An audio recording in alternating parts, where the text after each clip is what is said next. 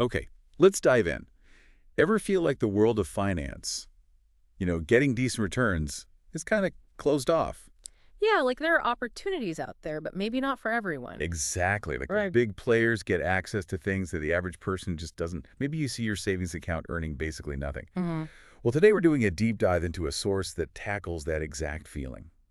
We're looking at the Welcome Our Mission info from a platform called WhiteRock. Okay, WhiteRock. And our mission here is really to unpack what they're saying. We want to get their vision, understand their pretty strong critique of traditional finance, Right. and explore how they plan to use things like blockchain and tokenization to build something different, something they claim is, fairer and more accessible for you, the listener. We'll pull out their key arguments, the examples they use. Sounds good. And right off the bat, their main goal seems pretty ambitious. WhiteRock says they want to unlock like massive global liquidity Massive liquidity. by bringing real-world assets they mention, stocks, real estate, bonds, that kind of thing, onto the blockchain, tokenizing them. Tokenizing them. Yeah, and the point is to enable permissionless, decentralized trading for these assets. Permissionless decentralized trading of like a piece of real estate Yeah. or stocks on a blockchain. That's a big idea. Can you quickly break down tokenization in this sense? How does that actually enable this trading? Sure. So basically, tokenization means creating a digital token on a blockchain that represents ownership or some claim on that real-world asset. Think of it like a digital certificate. Okay. Once it's a token, it can, in theory, be easily divided, traded, moved around on that blockchain network. And permissionless and decentralized means the idea is anyone, anywhere can trade these tokens directly. Directly with each other. Yeah, peer-to-peer, Yeah. without needing a central company or bank to approve it. The trades happen often through automated rules on the network, not a single central point. Got it. So you take these physical or traditional assets, make them digital tokens on a distributed network. But it sounds like their vision is bigger than just making trading easier, right? Yeah. What's the grand plan? Oh, definitely. The source is clear. They're aiming to transform the whole financial system. They talk about democratizing access to wealth. Democratizing wealth. Yeah, and it's not just about, say, sending money easily, although they do mention something called USDX, maybe some kind of digital dollar in their system. Right. But the real focus seems to be on empowering individuals specifically as investors, giving them access to investment opportunities. Right. Empowering investors. And I guess they feel the current system doesn't do that Yeah. or makes it really hard. What's their main beef with traditional finance? They don't mince words. They call the current system unfair and gate-kept by the big financial institutions. Gatekept. Yeah, they argue this setup fundamentally limits who can build wealth globally. And they give an example of this gatekeeping in action, don't they? A fairly recent one. They do. They point straight at the Robinhood stock trading halt situation from a couple of years back. Ah, yeah, I remember that. They use it as Exhibit A, basically, for how centralized platforms can suddenly restrict individuals, maybe protect bigger interests. They argue a truly decentralized on-chain system wouldn't allow that, or at least would make any such actions totally transparent. Okay, so specific incidents like that fuel their critique, Yeah. but they also seem to have a pretty bleak long-term view of the traditional financial world itself. Yeah, it's quite a statement. WhiteRock explicitly says they believe in the failure of the banks and eventually the dollar. Wow, okay, failure of the banks and the dollar, that's strong. Very. And because they hold that view, they see blockchain as the inevitable future, the place where all assets and commodities will eventually live and trade, the main source of liquidity. They see moving everything on-chain as just the natural next step. That's a huge prediction. And a big part of why they think the current system is failing seems tied to inflation and interest rates, right? Mm-hmm. Especially how it impacts the average person. Exactly. They draw a really sharp contrast. They say, look, your bank might give you, 1% on savings? Yeah. Maybe. If you're lucky. Right. But then they point to things like U.S. Treasury bills, which at times have offered yields closer to, say, 5%. Okay, 1% versus 5%. Big difference. Yeah. But their point is the average Joe can't just easily go out and buy those T-bills, even if they know about the higher rate. Why not? They put that down to institutional barriers, Meaning meaning the traditional system makes it complicated. Maybe you need a large minimum investment. Maybe you need a special brokerage account. Maybe it's just too complex for most people to navigate easily. These hurdles keep individuals out. And the implication of not being able to access those higher yields is pretty stark in their view. Extremely stark. They basically say if you can't easily buy assets like T-bills that can potentially keep up with or beat inflation, you are effectively losing to inflation. Using money just by holding cash or having it in a low-interest account. Precisely.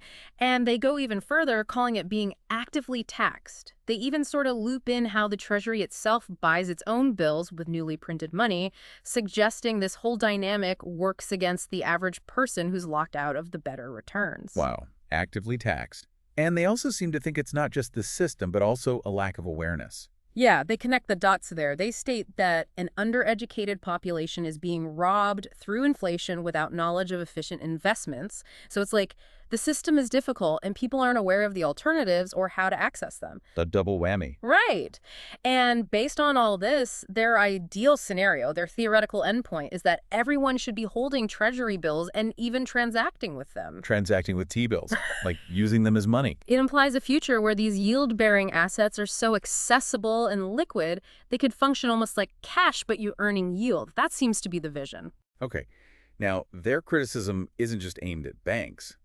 They also have something to say about parts of the crypto world itself, specifically stablecoins like USDT, right? Yes, and this is a really interesting point they make. They acknowledge that companies issuing stablecoins, like Tether with USDT, often take the dollars backing those stablecoins and invest them in. Oh, yeah. Guess what? Treasury bills. Exactly, the very assets offering those higher yields. But here's their critique. WhiteRock claims the profits, the yield generated from those T-bills, mostly goes to the issuing company, like Tether. Not to the people holding the USDT stablecoin. Correct. They frame it quite strongly, mentioning Tether making huge profits from these yields, and they call this robbing USDT holders. Okay, so that's a crucial distinction they're drawing. Even in crypto, intermediaries can capture the yield that, in WhiteRock's view, should flow back to the actual asset holder. This really underlines their focus on distributing yield directly. Absolutely. It sets up their proposed solution. So let's get into that. How does WhiteRock plan to fix all these problems they've identified? What are the benefits they're claiming? Well, their core solution is what we talked about, bringing real-world assets on-chain through tokenization. Right. They argue this creates seamless liquidity across borders. It breaks down the inefficiencies and roadblocks of the old system because it's all on a public blockchain ledger, potentially. So transparent, faster, cheaper. That's the idea. More transparent movement of value, potentially faster settlement, lower costs. And what about their earlier points about manipulation and gatekeeping by the big financial players?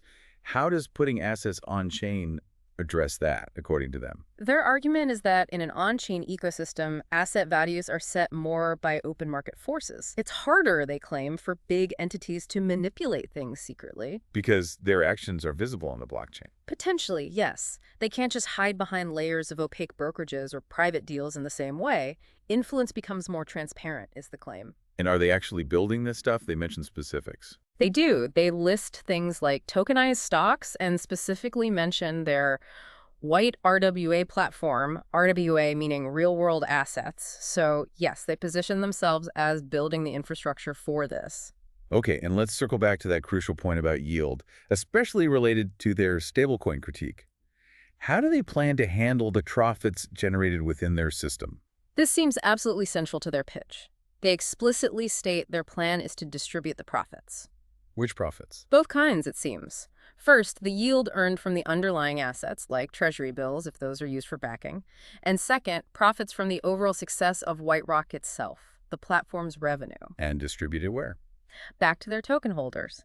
This directly counters their criticism of stablecoin issuers keeping the yield. WhiteRock says their system is designed to pass that value back to the participants, presumably using smart contracts or other automated blockchain mechanisms to handle that distribution directly on the network. Okay, so if we boil it down, their whole mission, their commitment, is really about breaking down walls and boosting financial freedom. That's exactly how they frame it.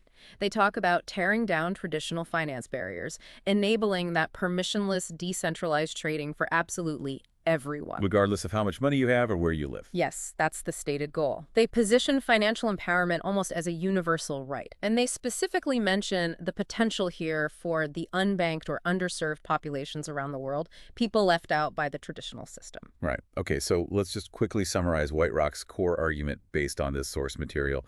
They're essentially saying traditional finance, Mhm. Broken, unfair, it disadvantages regular people through gates, low returns that inflation eats away, and it's not transparent. Mhm. Their fix: use blockchain, tokenize real-world assets, put them on-chain. Hmm. They claim this creates a system that's more open, more transparent, maybe more profitable for individuals. And crucially, where the yields and platform profits actually flow back to the users, the token holders. Right, that direct distribution seems key. So for you, the listener, think about that contrast they paint.